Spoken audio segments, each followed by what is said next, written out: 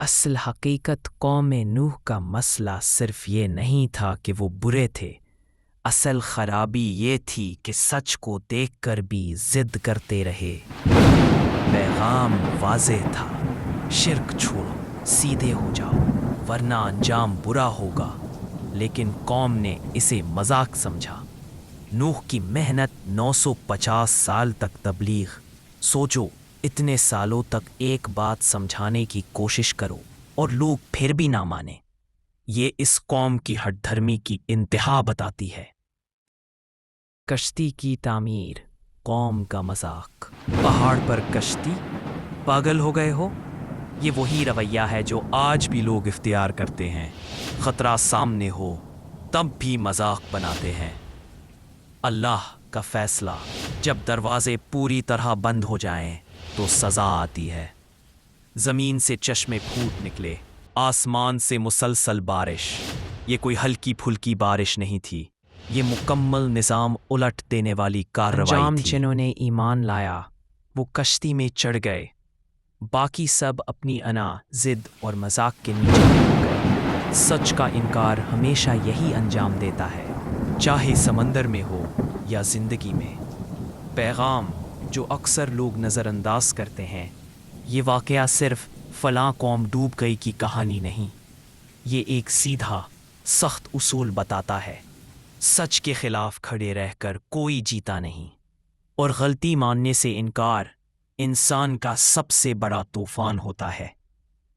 طوفان آنے سے پہلے کی آخری گھڑیاں، نوح نے اپنا آخری اعلان کر دیا تھا، اب اللہ کا فیصلہ آنے والا ہے۔ قوم کا رویہ؟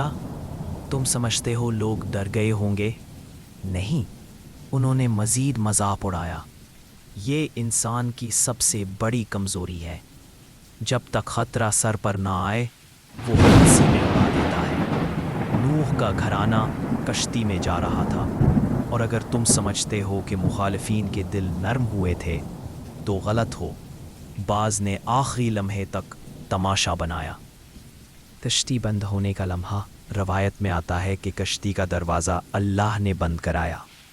اس کا مطلب یہ تھا کہ اب کوئی اندر نہیں آ سکتا، اب رحم کی درخواستیں قبول نہیں۔ یہ فیصلہ مکمل ہو چکا تھا۔ یہ یاد رکھنا، زندگی میں بھی کچھ دروازے ایسے ہوتے ہیں جو انسان کی حرکت سے نہیں، فیصلے سے بند ہوتے ہیں، اور پھر ہاتھ پاؤں مارنے کا فائدہ نہیں رہتا۔ طوفان کا آغاز، زمین اوپر سے نیچے سے بھی کھلی۔ زیادہ تر لوگ صرف بارش سنتے ہیں، اصل حقیقت زیادہ سخت ہے۔ زمین چیرا کھول کر پھوٹ پڑی، آسمان سے بے تحاشا بارش، ہر طرف پانی کا ہجوم۔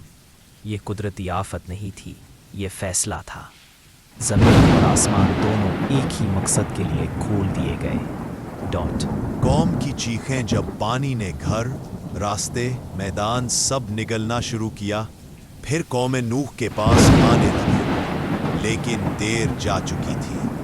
ان کی چیخیں، دوڑ، ہاتھ جوڑ کر التجا، یہ سب اس وقت کی چیزیں ہیں جن کی کوئی آواز آج محفوظ نہیں، لیکن انجام بتاتا ہے کہ وہ منظر کتنا ہولناک ہوگا۔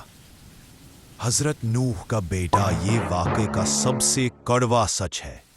بیٹا پہاڑ کی طرف بھاگا، میں پہاڑ پر پناہ لے لوں گا۔ یہ وہ انسان ہے جو سمجھتا تھا کہ اپنی عقل اللہ کے فیصلے سے بہتر ہے۔ نوح نے آواز دی، آجا، یہ وقت انا دکھانے کا نہیں۔ جواب، انکار۔ پانی نے پہاڑ سمیت سب کو ڈھانپ لیا۔ یہ بتاتا ہے کہ رشتہ، محبت، خون، کچھ بھی غلط سوچ کو نہیں بچا سکتا۔